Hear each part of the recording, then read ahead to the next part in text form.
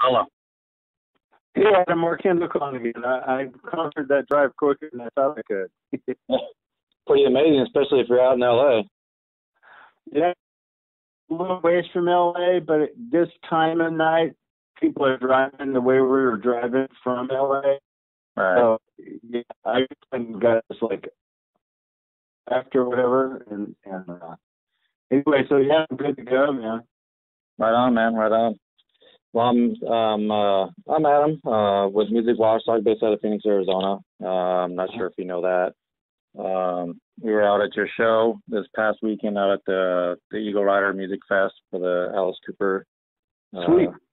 It was a awesome show from what I saw and what I captured. I got to photograph it and write up a review. Still working on the review part, so Okay. gonna get that out hopefully by this weekend. So it's just a lot to cover with the whole 2-day event and everything else. So. Oh, great. Yeah, maybe I can give you my email and you can send me a copy of it or whatever. Yeah, definitely. Yeah. Okay, cool. So let's see. You guys was that looked like it was a pretty much of a one-off show for now. You guys are going back out in a little bit, starting off in Texas, correct? Yeah.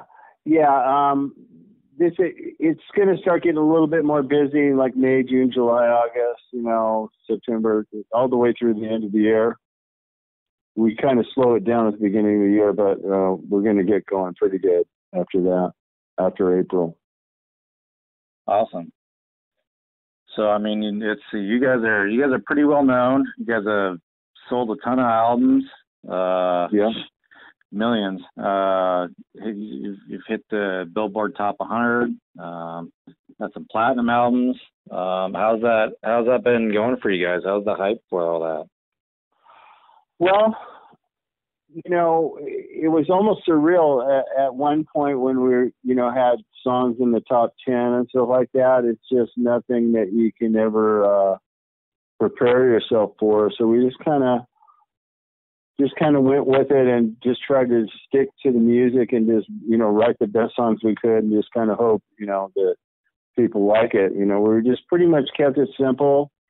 We had these little milestones like that when you get a big hit, like Once Bitten Twice Shy was like completely ridiculous. And, stuff like Rock Me and, we talked to fans and, a lot of our songs are like a big part of their lives and stuff. So that's kind of a blessing, and we're real appreciative of the fans. Right on. So let's see. From what I've seen, your latest album is still from 2012, Elation. Is that right? And how is that compared to the older stuff? Do fans like it, or are the fans liking the newer stuff, or like the older stuff, or like a little bit of mix of both, or? Yeah, we've never really changed our format of writing. Just the best songs make it. We wrote just like we always do. The fans seem to go for it. I mean, it's the way the radio is now. It's not really like it was in the past, where you come out with a new album and it's just playing everywhere. Right. Only the satellite radio will play our new stuff, so it doesn't have all the venues that we had a long time ago. Like with the radio, and then you got the MTVs, and Right. So our stuff, it just seemed to be more available, like back in the day, if you will, than it is now. Now they have to go online to find it, or iTunes and all the familiar sites or whatever. So it's a little different, but the live response has been, really good. So, we're looking forward to doing the next record, hopefully for sure before the end of the year. Right on. That's awesome. Yeah, we just found this out. One of our greatest hits albums just went gold out of the blue, which kind of blew my mind because it was like December 15th or something. It went gold, this greatest hits album, which is pretty amazing considering, people really don't buy the music. It's so available online and stuff. was kind of, you know, lead into. You really don't figure an '80s band to go global, right? You know? So that was kind of shocking. Yeah, that was kind of lead into my next question with you mentioning all the online stuff. Do you think that has affected you guys for our actual album sales with with iTunes and Pandora and all that stuff now with Spotify and does how is that affecting Well, yeah. you guys?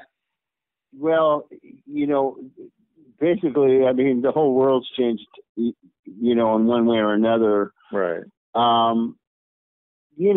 There's pros and cons to the internet and cell phones and all this stuff. Kind of for the up and coming band, it's a little bit more, less footwork, I guess.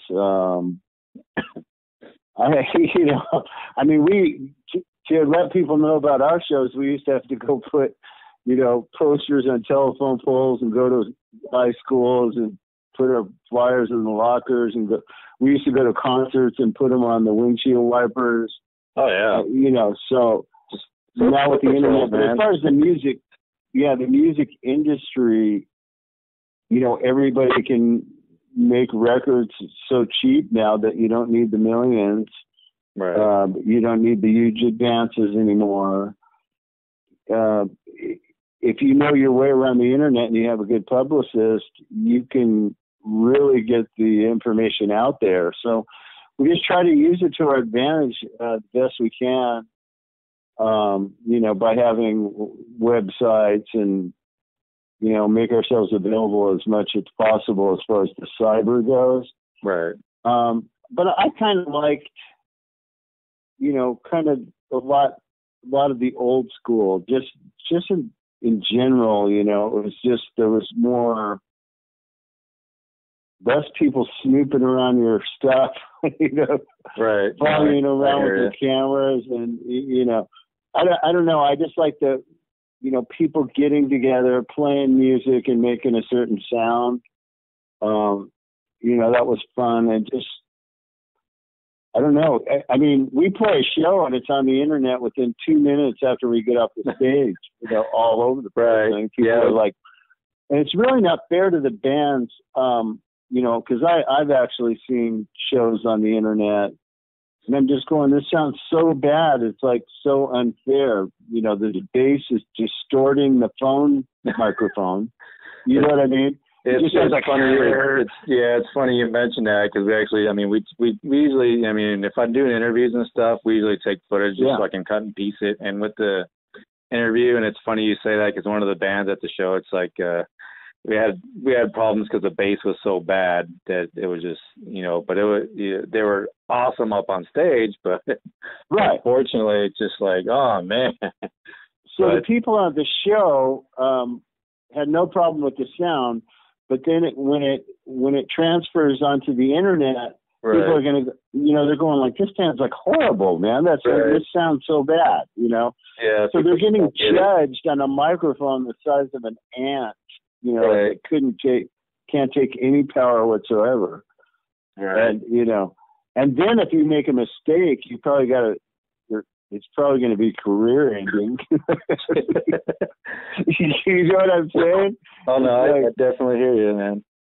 I mean, when we get on stage, dude, I'm ready to kill. I want to, play my lifetime's greatest performance every time we play because I don't want anybody, going, no, check this out, man. Right. But yeah, it's a different world out there, so you just got to do the best you can. We just try the best we can to get our music to the people. It's just a different way to do it now, Right, right. You don't have the record stores, which I used to love that too. It was like such an event to go purchase music. It was an all day thing, You sit with your friends and listen to a Zeppelin album or something. It was a total event, Now it's like, okay, I'm going to download like 40 songs and then go to 7-Eleven and I just did it in 5 minutes. You know what I mean? Right. It's like, I used to read the liner notes, look at the pictures. I'd be reading the lyrics while I listened to the song. You know what I mean? Yeah. It was just more eventful. I used to always wait for that the extra, usually the digipacks with the extra stuff in them and all that stuff, and get all the artwork, and it's just stuff's changed. It's like you said, it's just made. Yeah, it you so go much... do a photo shoot. You do a photo shoot. It's like 150-mile drive, and then you end up the size of a microchip. Right. Right. But it's all good, man. We're still our fans are loyal. That's one thing that has not changed from the '80s or whatever to now. They're still out in front of the stage rocking, and so there's definitely something to say about that. So when you're out on the road, do you try to eat healthy, or do you just kind of like go with whatever's around?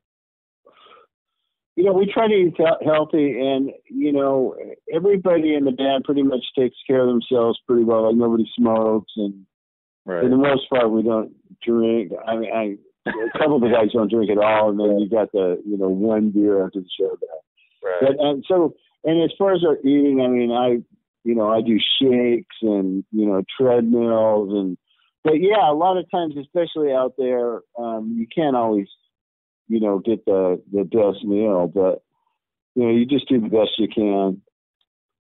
The hardest thing about being in a band, no matter what you're in, is the traveling. You know what I mean? Oh yeah. It's definitely not the playing on stage. I've even heard, professional boxers saying the easiest thing about being a boxer is the fighting.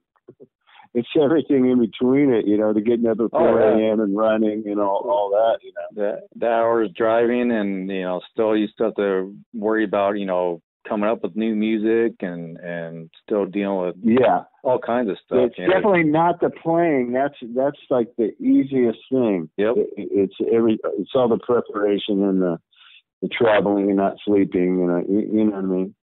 Right. But I'm not complaining. If you could have a conversation with any famous musician, who would it be and why? Well, I've met most of my heroes, like Johnny Winter. I've sat and talked to Billy Gibbons before.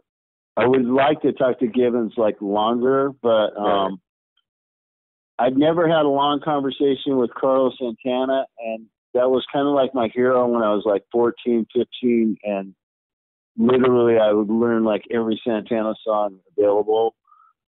So I think he'd be real interesting to sit with. I'd like to hear some of the story, like the Woodstock concert that was, the big concert in 1970 or whatever. Right. Was like some of the performances there are just like so mind blowing. Like that really young drummer doing the solo is just like crazy. I like the way he played because there was one thing that I got from Santana, and of course I moved to Blackmore, and I just went. The list goes on and on for my heroes list. But the reason I loved that guy is because I'd watch him play, and he would literally grab notes and just squeeze them, and you could tell it was like from the way he was feeling at that moment. You know what I mean? It wasn't like a pre-planned amount of time how long he's going to hold that note. He just felt that way at that moment. And there's something infectious about watching somebody do that. And so I was really influenced a lot by that guy. So that would be like my pick to hang with somebody and just kind of pick his brain and hang out and jam or whatever. Oh, definitely. Those are all awesome choices. What's your most favorite venue in the U.S. to play and maybe overseas to play?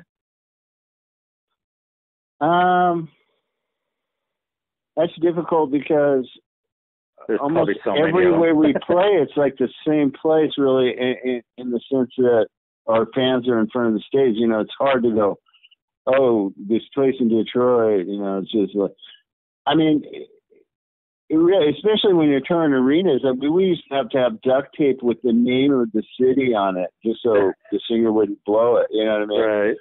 I mean, that's how similar everywhere was. I mean, everybody out in front of the stage, just going crazy. And but there's been moments that have been special. I mean, the first time we played the Forum, for instance, in our own hometown, because I'm inviting people down that I was in 7th grade with, and they're all got the front 10 rows, and you got your parents there and all that. Right. So things like that are like standout special moments, and we've had a few of those, and playing big, huge concerts for like 200,000 people in Europe and stuff like that. Obviously, that's going to be like kind of a mind-blowing moment. Oh, definitely. But as far as just playing from city to city, I couldn't really pick one, because we're basically, when you're on tour, you're playing your shows, and they're similar, apart from some extended jams. It's pretty much right. It's the people that buy the records are there, and they rock just like the last town. You know what I mean? So, what would be your ultimate band or artist to share the stage with? There's only really, because we've been around so long, we've toured with so many bands, like that's probably another everybody you can imagine. Apart from the one band that always keeps coming back to me, it's kind of weird. We've never, because I even have friends in bands that have opened for these guys. Right. And that's AC/DC. For some reason, we've never played a show with AC/DC. And I really like that band a lot. Yeah, I've seen them live back in high school. It's freaking. It's probably one of the best live shows I've ever loved. I just love the band. It's such a raw rock and roll band, and they really put a lot of energy, into their the way they deliver the songs and stuff. I just thought it would be the type band that if we played with them, it'd really keep me on my toes. Right. I don't want to be choking in front of anybody. Definitely not. With you being a guitarist, do you still own your first guitar? Actually, I don't. It's funny. I was just talking to my wife about that today. My first guitar that I ever owned, was called a K. It was a KAY, and a K amp. And I remember jamming with this guy. His parents had like more money than we did. Right. And he had a Fender Mustang guitar and a Fender Showman.